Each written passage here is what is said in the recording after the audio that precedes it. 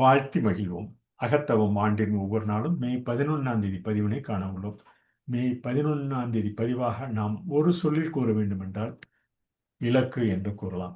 இந்த இலக்கு என்றதை மனிதர்கள் எவ்வளவு நல்ல உள்ளவர்கள் என்பதை கண்டறிவர். இலக்காக மனிதன் மனிதர்கள் எவ்வளவு நல்ல உள்ளம் உள்ளவர்கள் என்பதை கண்டறிபவர். மற்றவர்களிடம் உள்ள தீமை பற்றிய தனது எண்ணங்களையும் சந்தேகங்களையும் தூக்கி எறிந்துவிட்டு தனக்குள்ளே உள்ள நல்லதை கண்டுபிடித்து நடைமுறைப்படுத்தட்டும். தெய்வீக தெய்வீக இலக்கினை அடைதல் மிக உயர்ந்த உயரத்திற்கு உயரும் தெய்வீக ஆற்றலை மனிதன் தன்னுள் வைத்திருக்கிறான். அதன் மூலம் அவர் தீவினையும் இழிவையும் துக்கத்தையும் நீக்கி உயர்ந்தோரின் விருப்பத்தை உயர்ந்த நன்மையை செய்ய முடியும். அதன் மூலம் அவர் உள்ளே இருளின் அனைத்து ஆற்றலையும் வென்று ஒளிர்வாகவும் தன் இயல்பாகவும் நிற்க முடியும். அதன் மூலம் ஒரு உலகத்தை உள்ளடக்கி கடவுளின் உயர் முழு நிறைவினை அளவிட முடியும். இதை மனிதன் விருப்பத்தின் மூலமும் நிறைவேற்றுவதன் மூலமும் அவனுடைய தெய்வீக பலத்தின் மூலமும் கீழ்ப்படிதலால் அதை நிறைவேற்ற முடியும். அவர் பொறுமையையும் மனத்தாழ்மையும் தேர்ந்தெடுக்க வேண்டும். ஒரு அமைதிக்காக சண்டையை கைவிட வேண்டும்.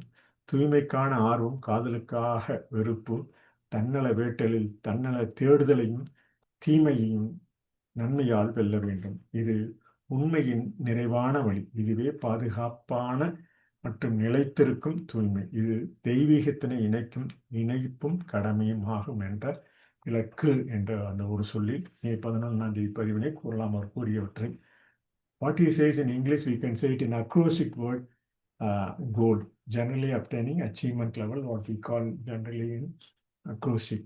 He who would find how good at heart man are, let him throw away all his ideas and suspicions about the evil in others and find and practice the good within himself.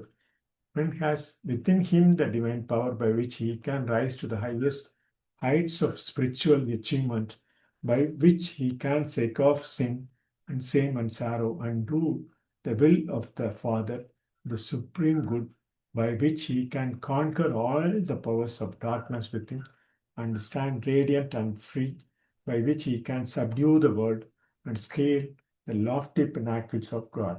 This can man, by choice, by resolve, and by his divine strength, accomplish it by obedience.